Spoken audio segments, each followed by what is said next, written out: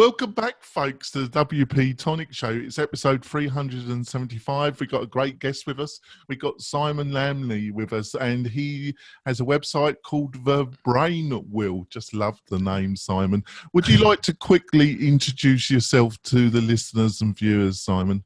Of course. So yeah, I'm typically a marketing guy. I'm really known as more of a marketing science guy. So that's sort of a real speciality of mine as well. So I worked in London for a number of years. So I was working in advertising agencies for a while. So I went off and set up my own business a while ago and came up with a brainwheel. And it's a bit of a nutty idea, isn't it? But it makes a lot of sense. But it's generally when people think of buying, it's a very emotional decision, and it's when we want people to buy stuff, it's about moving these little cogs in their head toward buying from you and considering you, and then going to purchase. So you want to get their brain wheel spinning, and the best way to do that is through emotion, and that's what we do. We take people through steps to create more emotion in the customer's mind, so they're more likely to buy from you. That's great. And I've got my great co-host, Cindy. You'd like to introduce yourself to the new listeners and viewers, Cindy? Sure. Hi, everyone. Cindy Nicholson here from thecoursewhisperer.com, and I help entrepreneurs create great content for their courses. That's great. So before we go into the main part of the interview, folks, I'd like to talk about one of our major great sponsors, and that's Kinsta Hosting. And what is Kinsta? Kinsta provides a great platform if you're looking for quality hosting for your WordPress website, especially if you've got a membership, learning management system, or e-commerce website. Kinsta really are the bee's knees when it comes to fully hosted WordPress hosting. And why should you care if you're a consultant power user? Well, basically they use the power of Google Cloud Hosting, but they provide their own fantastic interface. And also they provide fantastic 24/7 support. So it's a double winner. You get the power of the Google infrastructure, but you get a really personal support system that you can really rely on. And we host the WP-Tonic website. We've been hosting with them for almost 2 years now, and it's just superb. So I can't more recommend them. We wouldn't host our own site if I thought they weren't really fantastic. Go to kinsta.com, find out more about them, and purchase one of their great hosting packages. On to the main part of the interview. So, Simon, in your introduction, you said buying is emotion. So we all do it. I've done it on my own website, and on a lot of people that have membership sites or trying to sell online courses, they list a long list of functionality or the things that you're going to get if you do the course. Do you think I get the impression you might think that they're slightly deluding themselves. Oh, so you mean in terms of the sales page, which they actually list out and things like that? Well, I think those things are incredibly important. So generally it's, I use sort of about a number of different principles. There are about 7 steps I like to take people through when creating a connection. Actually, the first thing to do is, as soon as you land, it's more of the emotional. The emotion needs to really hit you straight away. And things like features and benefits, obviously, I think they come lower down the list, lower down the page, that is, because the most important thing is, funny enough, I was talking to someone about this the other day. It's when you first really like a brand or a product, it's the emotion, it's the real heart that really comes into play. And then things go into far more of a rational thing. And then when the push comes to the sell, to buy now, 10 places left or whatever it might be, that's when the emotion comes back in, because risk and scarcity and all these things, the emotion sweeps back in at the end. So the way you're talking about listing out features and benefits, that's the middle part, the more rational part, and that's really important because people need to take their time to make a judgment. So, especially think with higher involvement, things like courses, it's very important to list out the features and benefits. And I think personally, I'm a huge fan of long sales copy as well. Huge fan, because especially with online stuff as well. So I think if you're selling a perfume, you probably have just a picture, big bold pictures and videos and maybe a word. But when you're talking about things that take a lot of thought processes and obviously buying courses and things like that, you really need to have them listed out. And I think I remember a few years ago, Ramit Sethi, that's it, I think he writes 20 pages worth of sales content, because people scan pages, they don't read every line, and there's a bullet point or two or three that will just catch your attention, and that's really important. So if it's not in the customer's mind and you're making a high involvement purchase, you need to put it onto the page and let people scan down. It's a similar process to buying a car and looking at a car brochure. You go and you think, wow, I'm going to buy this, I don't know, this Tesla or something like that. Oh God, I'd love to have a Tesla, but anyway, that's another story. And then you and then you go away, you get the brochure and you look through all the way through the brochure, and then suddenly there's some really cool feature in there, and you tend to really invest in that. And then you go into buying, and then the emotion ramps up again as you try and seal the deal and make a purchase. So I don't know if that answers your question, but I would say it's very important. Yeah. What you're saying is go, if it's a medium to higher ticket course, you need to invest a lot of time in a lot of copy. Is that? Yeah, absolutely. I mean, I think in answer to that, the first thing is invest in a lot of copy. Get it, if it's not in your customer's mind, get it in front of them on the page. And the third thing is realize that they're going to scan, not read every line. And so every customer will like something that's a bit different within each bullet. Over to you, Cindy.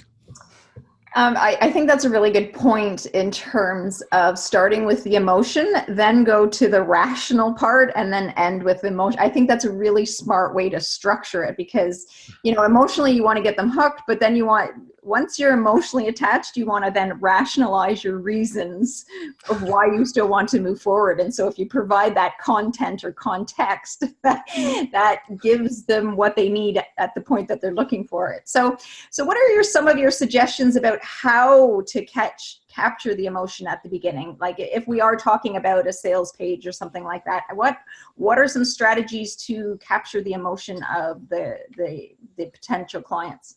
Yeah, absolutely. I mean, one of the first things we say the brain will have this thing called emotional acupuncture, which is kind of what the steps we take people through. And so that means, like, imagine, I'll answer your question directly in a second, but imagine, with acupuncture, you put some needles in somebody and then it makes them, I don't know, their joints fly up or they get more relaxed. It depends how good your acupuncturist is. But imagine if you had some very nice little needles that you imperceptibly put in customers' brains to make them take a different reaction. Well, the first one, to get that real emotion is you need to have that connection straight away. The connection is the most important part when you first land there.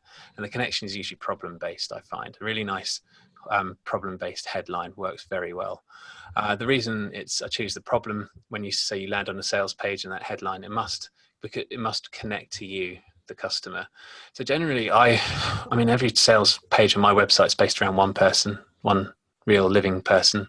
I'm not a huge fan of personas. I mean, I've worked in agencies all my life, and I think when you, well, not all my life, not so much anymore, but when you talk to, when you go do a persona and it's just this Frankenstein monster of a person, you're not able to get that connection that you can create on your sales page. So you need to move beyond the segment of customers, which is thousands, to a persona, which is a Frankenstein representation of a few people, to moving to one person. When you sit down and you talk to one person, they just say stuff that you just can't make up.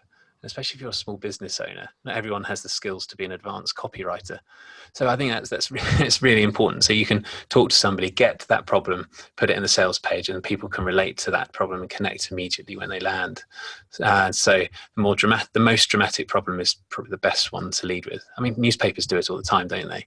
So that's really nice. The only exception would be is if you've got an incredibly unique product. I mean, the obvious, everyone chooses Apple. So I mean, if you look at the iPod, for example, so however many 1,000 songs in your pocket they had, that uniqueness will make more of an emotional connection with you as soon as you land, versus a problem that people might have with listening with MP3 players. So it's sensible to have a uniqueness on the headline when you're landing, if it is truly unique and truly different as well. But otherwise, go for the problem, because most products aren't really that different in customers' minds either. Right. Yeah, I think two things there. Number one, make sure that it's addressing a particular problem that your clients or your target clients have, and position it as though you're talking to one person as opposed to a group of people. So I think that makes a lot of sense. Jonathan? Yeah, but the internet web pages are notoriously a cold communication format. are you just saying it is just the copy and taking copy from one person that you've had a conversation around the product or the problem that you're attempting to solve? Will that deal with this coldness that the internet is? Well, actually, I think that is a massive point. I think I think this is where brand is far more important, actually, because I think definitely people want to arrive at your sales page already having known you, already having trusted you. So, for example, say if you had a course from somebody, let's just pick a Lamey375 again that lots of people might know, and you had exactly the same copy on that page as on a web page that was from somebody unknown. The copy could be exactly the same, but because you know about Lamey375, you're more likely to scan through and believe, and that credibility is going to be there. So, for example, what you're doing, which I don't do a great job at all, I want to launch a podcast. I don't have time. My wife's due twins. We worked out to very, very soon. So we realized time's going to be immensely short. But doing what you're doing is fantastic. 300 or plus, is it 370 or so episodes you've done now? Yes. I mean, it's an extraordinary amount, and it's really good because you've got people trust you immediately. So when they land on your site, they're seeing your copy through different eyes. But if you've clicked on, people don't know about you, and it's just about people just clicked on a PPC ad and they've just clicked through, it's a whole different experience. So this is why brand's really important. So I think any channels like PR, podcasting, I think if you had TV budget, that would be good as well. Anything that can really build your brand and your profile, so that when people click through to your site, they're far more warm, the better for you. And then, this is like when I talked right at the beginning about being into sort of marketing science and things like that. I've spent a long time looking at not just science like neuropsychology. A lot of people do that, but what I mean is the real hard data about what makes people buy. And if you look at the sales figures for when people buy things as well, for people who don't invest in brand, it goes up, down, up, down, up, down, up, down, month in, month out, but no real long-term growth. But when you look at people who invest in brand over 3 years, even though brand advertising, when anything you do, say it's a great podcast or a TV ad, say there doesn't need to be a clear call to action to buy now, but people who see your ad on day one might end up buying in 3 years' time. But what you're doing is you're getting people to trust and buy into you. And if you repeat it continuously, you make longer term sales. And instead of going along like this, up, down, you go up. And after about year one, typically, the investment in brand starts to pay off, but not immediately. But if you only go for short-term sales activity with no brand, no great podcasts, and no great TV, it just doesn't pay off, and you end up yo-yoing just up and down. So a bit like going on a pogo stick. You really just want to be jumping up into the sky and on a plane, and that's what brand does to you. That's great. Cindy? Yeah, that's very true. And sometimes something that people don't want to hear in terms of the investment of time that it takes to build that brand awareness before you'll reap the benefits. But so you talked about, different reasons why people buy from you. Can you kind of just share some of your other thoughts as to, what, our salespeople that are listening need to really be conscious of when they're putting their materials together?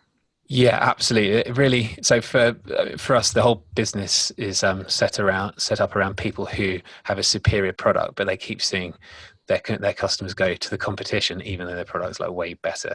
So, and this is where the whole emotional thing, the emotional acupuncture comes in. And there are really three main parts to that, getting customers to buy. The first one, they're going to sound obvious, but the way you break them down isn't so. So what's your message is the first one.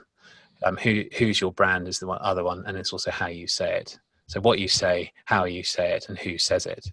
The what you say, the message is the most important, is so important. So this is where the connection comes in. So when you create a great message, it's got to have a great connection. So does it relate to your problem? That's a really nice way. So you land on your sales page, is that connection there?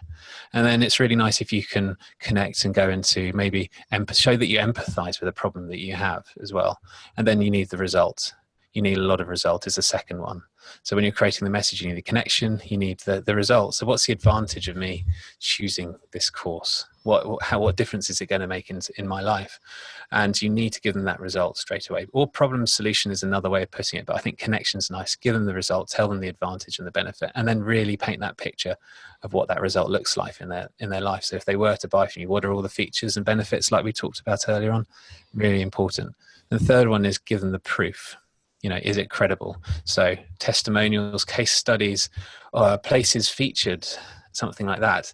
Get expert reviews, star ratings. People really need that proof, because what that does is that starts to take the risk out of people's minds about why they should buy from you. So the connection, the results, and the proof. So we're almost there with the message part, but you really need to. It's really important to do this.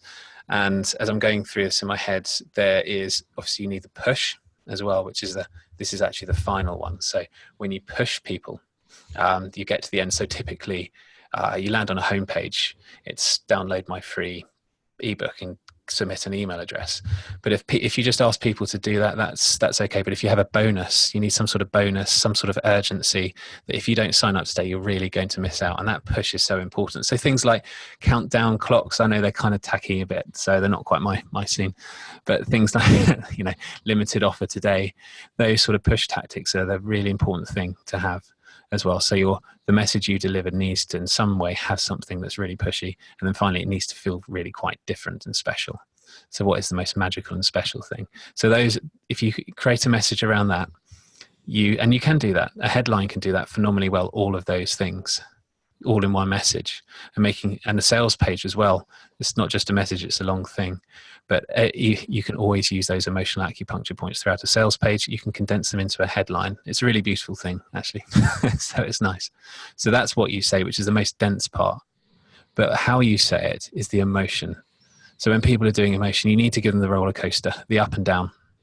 You really need to take them places as well. So that roller coaster is so important. You need to pull people left and right, because when you look at how people pay attention to things, you see that when somebody says something really great, like my voice is going up, something in their head switches on, and their attention goes up. And if you measure it, I'll try and share a video maybe with you guys afterwards, and you can share it with your community.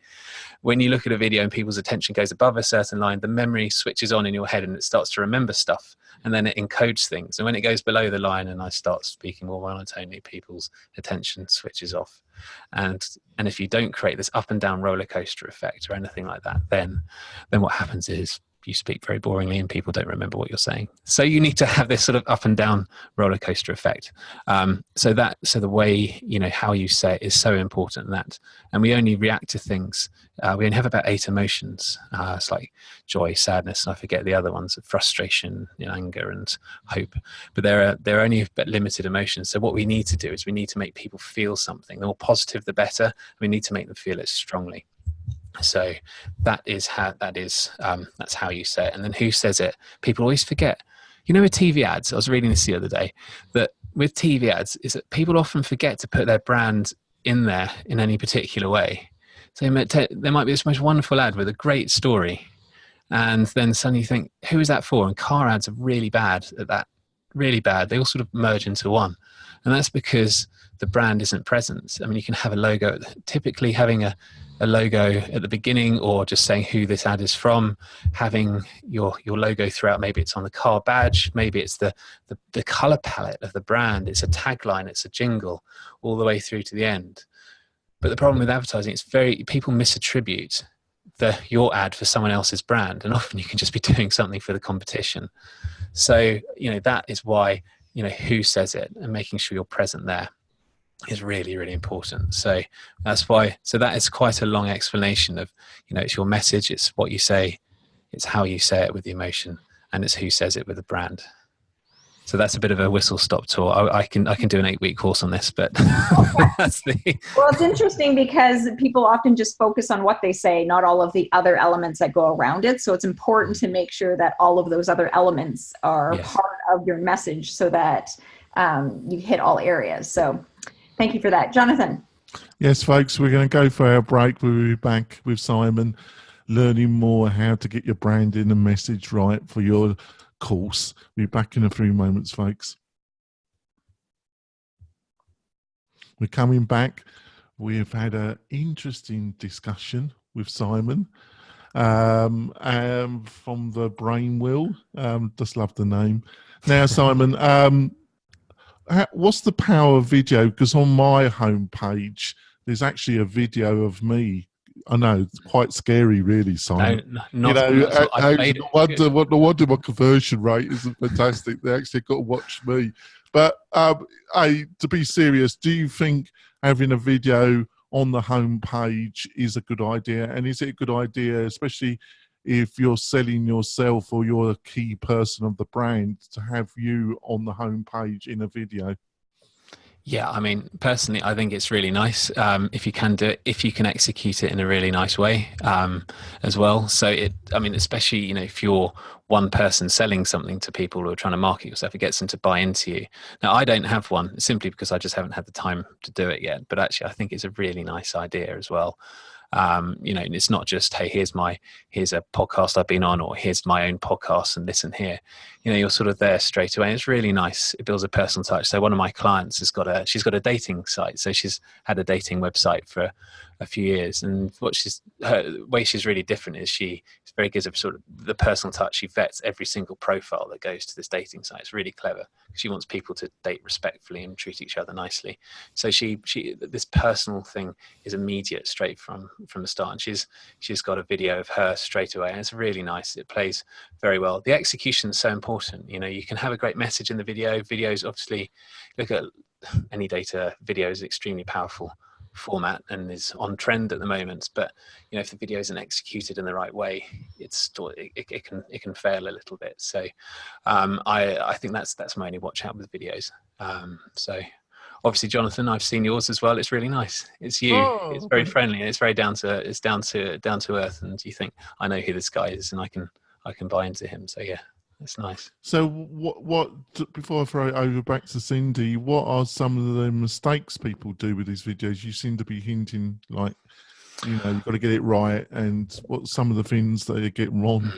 Oh, honestly, it's the homemade part of it. So in terms of getting it wrong, it's typically using a smartphone camera, for example. I think what it says is that when you produce a video, it sends a signal about you and your brand. So for example, if you were to produce a video with a smartphone camera and it looked like it had been edited in a few seconds, you know, bunged a logo at the front, it probably doesn't say great things about you. But if you're sitting in a room, possibly not like a bedroom here with no lighting, but imagine the signal I would be creating about myself if I had proper lighting around me or something like that with a great backdrop, and it clearly been edited and there was music in the background. Because what it does is it says, I care about you, the viewer, as well. And that's why, I mean, on a different note, it just doesn't matter if it's video on a website, but even TV ads, they send such a great signal about a brand. And TV is still, doesn't matter what other people think, the science is very clear. TV is still the best performing media out there by far. It's better when you add other channels on top. But the thing is with TV is it sends a signal about your brand. If you had $1 million or pounds to spend, would you rather spend £1 million on a great series of TV ads, or would you rather spend £1 million on display advertising? The answer is it should be on TV, because it says an awful lot about you and your brand, that you care, that you're going to go to the effort of producing a TV ad, and you're not just going to go into AdWords, or you're not going to set up a Google ad that's just going to sort of there just to drive quick traffic. The signal is so important. So video on your website says, I really care, as long as you execute it in a really nice way. And it doesn't need to be too hard. Yeah. That's great. Over to you, Cindy. So Simon, I have a question for you. I'm not sure if, I'm sure you have your perspective in terms of being a marketing scientist and all. Yeah. One of the things that, you know, my clients struggle with is coming up with a name for their course. Mm-hmm. In terms of, you know, attracting the right people to their course, or even just piquing somebody's interest. Do you have any thoughts based on your expertise as to how should people go about coming up with a name of the course, and should there be certain elements that should be in that name? Do you have any thoughts around that, Simon? Gosh, that's a very big question. I mean, in terms of the name of the course, personally, it's the less conceptual, the better, because maybe if you're better known, it's okay, you can get away with it. But obviously from search perspective as well, it's nicer to just have a course that just, you know what it is straight away, for example. So, I mean, I'm trying to think of all the courses I've done. They've all had, I mean, article writing courses. They've all been called those information product courses. I'm just trying to think of the ones I've done. Marketing effectiveness courses, which is like a big marketing science one. They've all had big names. I think the more opaque you make it, the more difficult to understand. I think it's harder for people to buy into you immediately, because imagine, you know, like if people don't know you or don't know you too well, you're giving them another hurdle. So I would do that. I think it's cool for things like brand names to make them sort of buzzy and exciting, but I think if it gets too much, yeah. It's funny. I agree with you 100%. And because I have clients who come back to me with these different names, and they'll give me a name and I'm like, but I don't know what that does. And, you know, you have to think of somebody going online on the computer, putting in a search looking for a solution to their problem. They need to be able to see in the title that it's going to solve their problem, at least to get them to read more. So thank you for confirming that, because they often think that they need to be crafty or cute or what have you. And I think the more clear you are, I think the better. Yeah. Jonathan. Yeah, to follow through on the video question, what's your views of YouTube? Do you think YouTube, especially for people on small and medium budgets, YouTube, you could get some of the benefits of traditional television, which you have said are great. Do you think that is a possibility that a lot of people aren't taking up and should really look at? I think you're right. The YouTube thing at the moment is particularly interesting. I think generally with any social media platform, but particularly YouTube, you can really get a great brand there. I mean, Google had this lovely model of hero content, hub content, and hygiene. Hero being the one-off. You might do one amazing video in a year that you put media spend behind, and then you have the hub stuff, which might be once a month or so, and then you have the hygiene, which is like daily vlogs and stuff like that. Now, I think if you're able to stretch across all three of those, that's really helpful, because what that does is that, unlike TV, you don't just have to wait for the hero piece of content to arrive, which is really impactful. You don't have to wait. You don't have to spend lots of time doing that. You can still create everyday content, which is a vlog or whatever it might be, telling your customers about your daily journey. It might be creating the course and giving them a little tease into what the philosophy of the course is, or about the pains you go through to create it, or whatever it might be. But I think that's really nice to have those three levels. And what that does is that gives you something that TV doesn't necessarily do, which is that everyday reach. Because when you look at the frequency, how important it is to get in front of people. I've written a presentation the other day looking at the real science behind how often you should contact customers, or how often you should put an ad in front of customers. And it is literally, you need to be there continuously at least on a low level.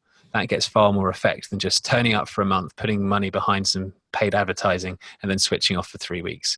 Do it on a lower level continuously. And that's what's really nice about producing content a lot of the time. But you do have to pay. Because when you look at the growth rates of how much effect it drives to your business when you do owned media and earned media, the growth to a business is, it's okay. It can help stuff. Of course it does. But when you put paid behind it, it just rockets up your traffic to the site, your people's awareness of the brand and consideration. It just shoots right up. So this is why paid, owned and earned together are really important, but especially paid.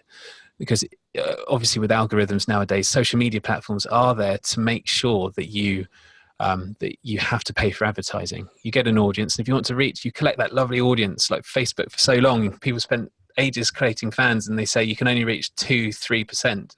You got 100,000 fans, and you think this organic post will only reach a few of them, and those are the people who know about me already and need less convincing. Well, that's why they force you to pay. That's my concern with Facebook groups, that in the end you're going to get a really nice big group of people and they're going to switch off the group or make it. That's why I like my bespoke communities. Obviously you guys are more than experts in that, so it's just, I think that's really, really important. So in terms of YouTube, going back to YouTube, it's great for brands.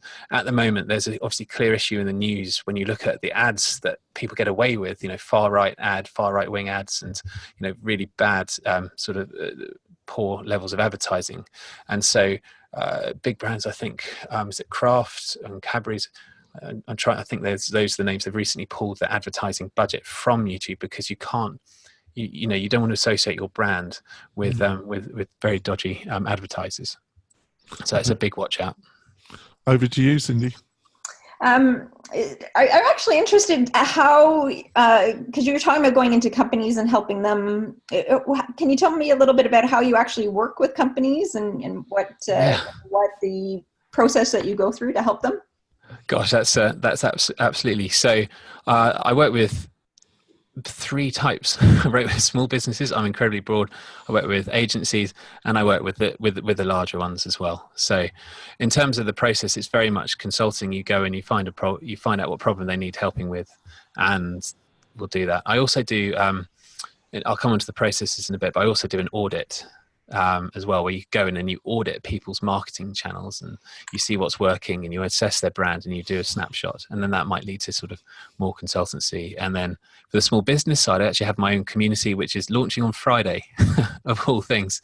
It is actually called the Brainy Lounge. So it's for small businesses who are afraid of use it without the sleazy sales pitches, because like a number of communities can be about pushy selling. So it's all based around one customer I met who was one of the first to sign up. Which is an early sign up, so it's good. And then I sell, one-to-one time and audits and things like that. The process I go through with clients, it really is just bespoke about them and what the problems they need. Generally, an audit is a really nice start because it just says, this is where you are now. It's proper strategy. It's like, do a diagnosis.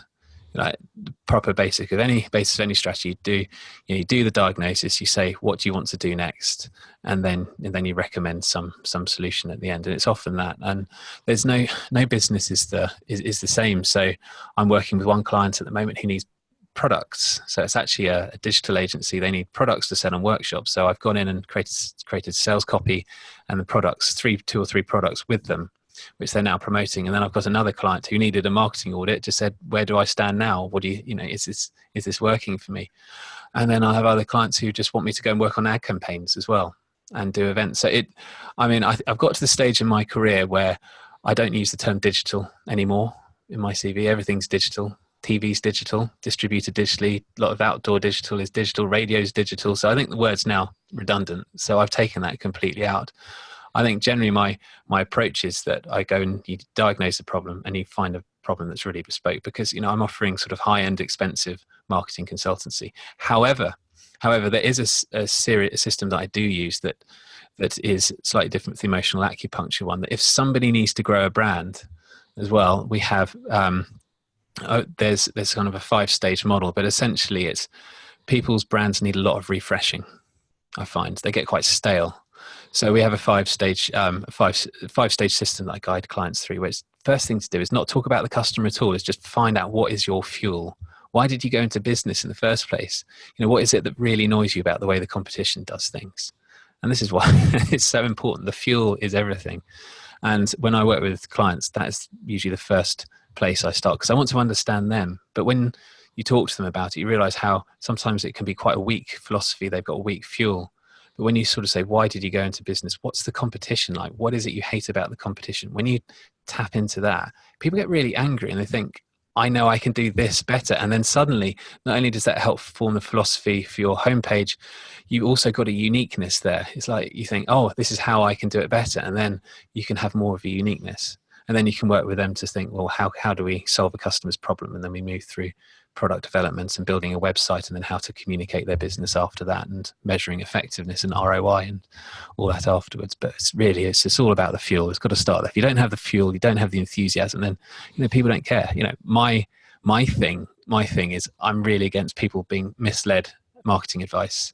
I think having spent years with like really high quality, best of marketing science in the world, institutions, universities, and then I came to the small business world as well. I thought, man, some of this, not all, by the way, some wonderful people out there, but some of this advice is downright wrong. And that you can hear it in my voice now, can't you? People's attention are probably speaking and it's going over the line, but it's wrong. And I want to right that wrong. I want to show people that there's far more sensible professional advice out there, from somebody who's had qualifications in this as well. And it's not some guy who's grown up in a basement thinking they can wing it with just publishing annoying content every day. there's an art and a science. I think that's a really good place to start in terms of what is it about the competition that bothers you, because that's probably one of the reasons why I got into what I'm doing is because it bothered me what I was seeing out there. So I think that's a good place to start. Jonathan. I think we're going to wrap up the podcast now, folks. Simon's really, I've really been intrigued with some of the things that Simon's got to say. Simon, how can people what's the best way for people to find out more about you and what your thoughts and what your company's up to? Sure. Yeah. I mean, obviously you can go to the website, which is thebrainwheel.com. But I mean, I love hearing from people by email as well. I love the personal advice. You know, the whole business is built around being small and thoughtful. And I answer every email that I get. And please just email me at simon@thebrainwheel.com. It's non-salesy, non-pushy. I just like meeting new people and talking and explaining myself. That's great. And Cindy, what's the best way for people that are new to the podcast to find out more about you and what you're up to? Well, they are welcome to visit my website at thecoursewhisperer.com or say hello to me and reach out on LinkedIn. You can find me there at Cindy Nicholson. And folks, we're doing a webinar tomorrow. Yes, it's the day's come. It's tomorrow, folks. And we're going to be doing this webinar, the 7 things that you really need to know to have a successful course, your first course. And that will be at 9 a.m. Pacific Standard Time. It's going to be me and Cindy. We've got some great advice. Cindy's done a fantastic job. It's going to be just great. And we've got some great freebies to hand out as well, which you will only be available if you join us live. And how do you do that? It's quite simple. Go to the WP-Tonic website, /webinar, and you'll be able to register for our webinar. And if you've been thinking about doing that course and you've just not done that first step of the 1,000-mile journey, as they say, we are going to motivate you to do that first step. So hopefully you join us soon. And I've just realised that we'll be publishing this after the webinar, so I will have to cut that out. We'll see you next week, folks. Thanks for joining us. Bye.